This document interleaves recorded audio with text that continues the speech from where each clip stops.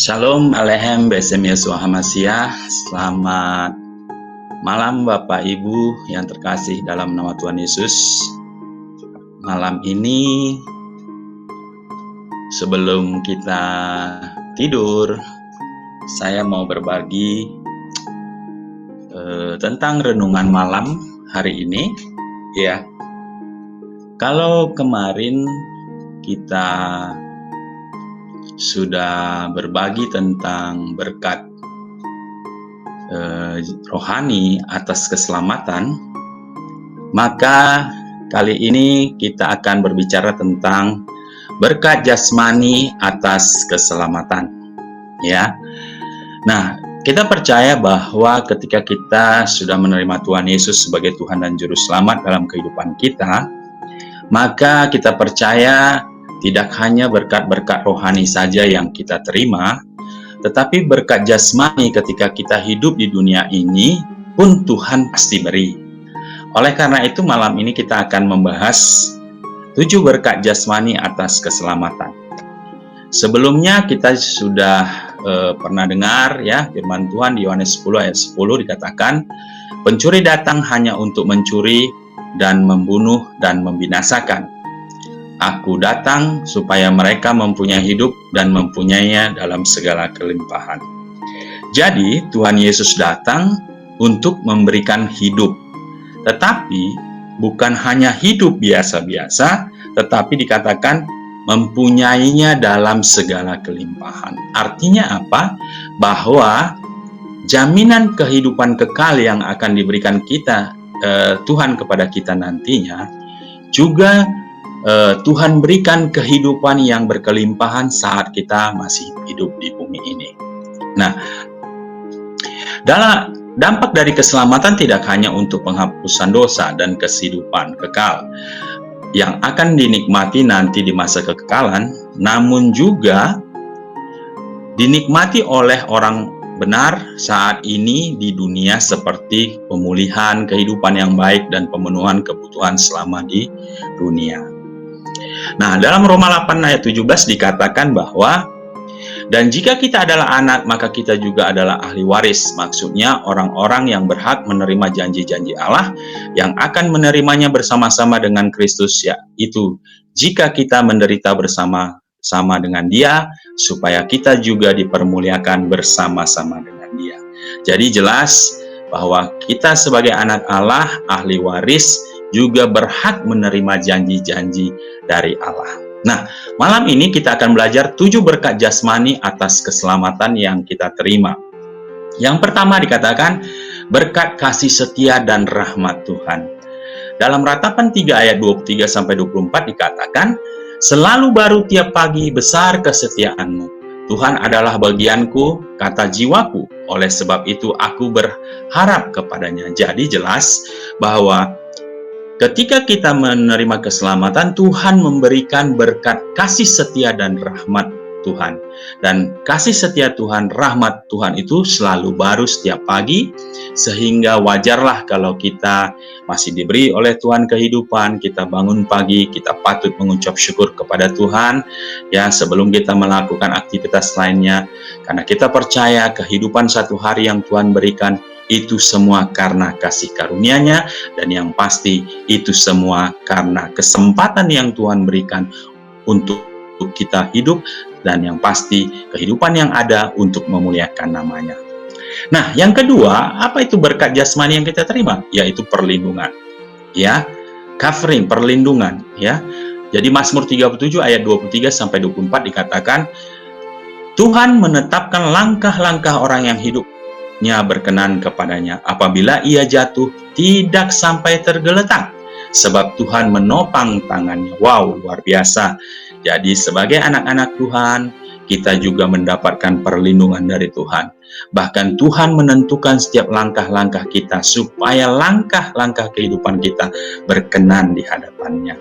Dan kalaupun kita jatuh, Tuhan tidak janji bahwa kita selalu tidak jatuh atau jalan kita mulus-mulus saja dan kita tidak mendapatkan masalah, tidak. Tetapi yang Tuhan janji, kalaupun kita jatuh, kita tidak sampai tergeletak karena tangan Tuhan yang akan menopang kehidupan kita. Luar biasa Tuhan kita. Nah, yang ketiga, berkat damai sejahtera. Ingat, Tuhan Yesus adalah Raja Damai. Hanya di dalam Yesus ada kedamaian. Dunia tidak mungkin memberikan kedamaian karena Raja Damai, Raja Shalom adalah Tuhan Yesus sendiri. Dalam Yesaya 48 ayat 18 dikatakan, sekiranya engkau memperhatikan perintah-perintahku, kata Tuhan, maka damai sejahteramu akan seperti sungai yang tidak pernah kering, dan kebahagiaanmu akan terus berlimpah seperti gelombang-gelombang laut yang tidak pernah berhenti. Jadi jelas, kalau kita di dalam Tuhan, maka kita menjadi sumber damai. Kenapa? Karena di dalam kita ada Yesus, ada Roh Kudus sebagai sumber damai itu. Dan damai yang kita berikan seperti gelombang laut yang tidak pernah berhenti. Dan orang dunia tidak mungkin memberikan damai, karena di dalam dirinya tidak ada damai. Karena sumber damai itu, Raja Shalom itu adalah Tuhan Yesus sendiri. Jadi ketika kita sudah diselamatkan, maka otomatis ketika kita mengundang Yesus sebagai Tuhan dan Juru Selamat, mengundang Dia untuk tinggal dalam diri kita, maka kita juga merasakan damai itu. Nah, yang keempat adalah berkat jalan keluar dari masalah. Ya, dalam 1 Korintus 10 ayat 13 dikatakan, pencobaan-pencobaan yang kamu alami ialah pencobaan-pencobaan biasa yang tidak melebihi kekuatan manusia. Sebab Allah setia dan karena itu Ia tidak akan membiarkan kamu dicobai melampaui kekuatanmu.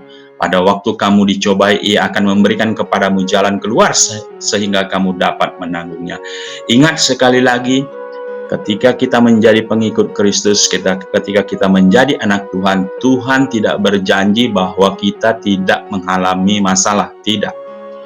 Karena sebagaimana Tuhan Yesus juga menderita pikul salib, ya, kita juga sebagai pengikutnya pasti akan mendapatkan kesulitan, ya, aniaya dan sebagainya. Tetapi Tuhan berikan janji bahwa pencobaan, ujian itu tidak melampaui kekuatan kita. Dan Tuhan katakan bahwa Tuhan memberikan kepada kita jalan keluar. Sehingga di dalam doa kita, bukan doa Tuhan ambil masalah ini, Tuhan angkat masalah ini, tidak. Tetapi kita berdoa, Tuhan berikan solusi, berikan kemampuan kepadaku untuk menyelesaikan masalah ini. Berikan hikmat maripatmu sehingga aku mampu menjalani permasalahan ini, sehingga kita keluar dan tampil sebagai pemenang. Ini berkat jasmani yang Tuhan janjikan. Nah, yang kelima, apa berkat jasmani yang Tuhan janjikan? Yaitu kekuatan yang baru. Nah, dalam Yesaya 40 ayat 29 sampai 31 dikatakan, Dia memberi kekuatan kepada yang lelah dan menambah semangat kepada yang tiada berdaya. Orang-orang muda menjadi lelah dan lesu, dan teruna-teruna jatuh tersandung. Tetapi orang-orang yang menanti-nantikan Tuhan mendapat kekuatan baru. Mereka seumpama Raja Wali yang naik terbang dengan kekuatan sayapnya. Mereka berlari dan tidak menjadi lesu. Mereka berjalan dan tidak menjadi lelah. Luar biasa. Ingat, di dalam Tuhan kita memiliki kekuatan yang dari Tuhan, yaitu Roh Kudus sendiri yang memberikan kekuatan. Jadi, percayalah ketika kita bersama Tuhan, kita disanggupkan dan kita dimampukan untuk menjalani kehidupan ini, sehingga apa yang kita lakukan adalah hal-hal yang menyenangkan hati Tuhan. Luar biasa. Nah, yang keenam, apa renungan kita malam ini? Dikatakan kesembuhan dari sakit penyakit. Wah, luar biasa. Ingat, ketika kita pertama kali manusia jatuh ke dalam dosa Adam dan Hawa, maka kutuk sakit penyakit itu sudah ada terhadap manusia. Maka ketika kita ditebus oleh Tuhan dan kita percaya kita diselamatkan, maka ada berkat jasmani yang kita terima, yaitu kesembuhan dari sakit penyakit.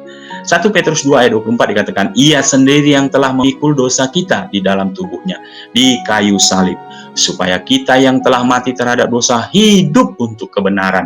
Oleh bilur-bilurnya kamu telah disembuhkan. Luar biasa. Jadi ingat, ketika Tuhan Yesus dicambuk, ketika dia mau disalib, maka sakit yang diderita oleh Tuhan Yesus sebenarnya adalah sakit penyakit kita yang ditanggungnya. Sehingga terjadi pertukaran pada saat itu, yaitu Tuhan Yesus menanggung sakit penyakit kita. Kutuk sakit penyakit itu telah ditanggung oleh Yesus, sehingga ketika kita menerima Dia, maka kita diberikan berkat kesembuhan dari sakit penyakit. Ini janji yang Tuhan berikan dan harus kita imani. Nah, luar biasa sekali. Dan yang terakhir, apa berkat jasmani yang kita terima ketika kita menerima keselamatan dari Tuhan Yesus? Yaitu doa yang dijawab. Ingat, sewaktu manusia jatuh ke dalam dosa, maka hubungan antara Tuhan dengan manusia itu terputus. Apa yang menghalangi? Yaitu dosa itu sendiri. Karena Bapa Tuhan adalah kudus, manusia berdosa. Sehingga tidak mungkin manusia mendatangi Tuhan. Sehingga di dalam perjanjian lama, untuk manusia bisa memohon berdoa kepada Tuhan, harus ada perantara, yaitu imam-imam. Ya, imam besar Harun ya sebagai contohnya.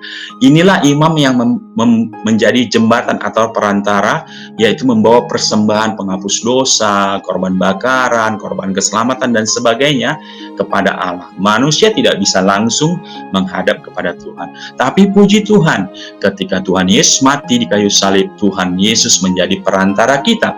Dan ketika itu selubung atau bait Allah itu terkoyak, maka pada saat itu manusia yang menerima Tuhan Yesus sudah bisa langsung berhadapan dengan Bapa, berdoa memohon. Sehingga dikatakan dalam Matius 7 ayat 7, mintalah maka akan diberikan kepadamu, carilah maka kamu akan mendapat, ketoklah maka pintu akan dibukakan bagimu.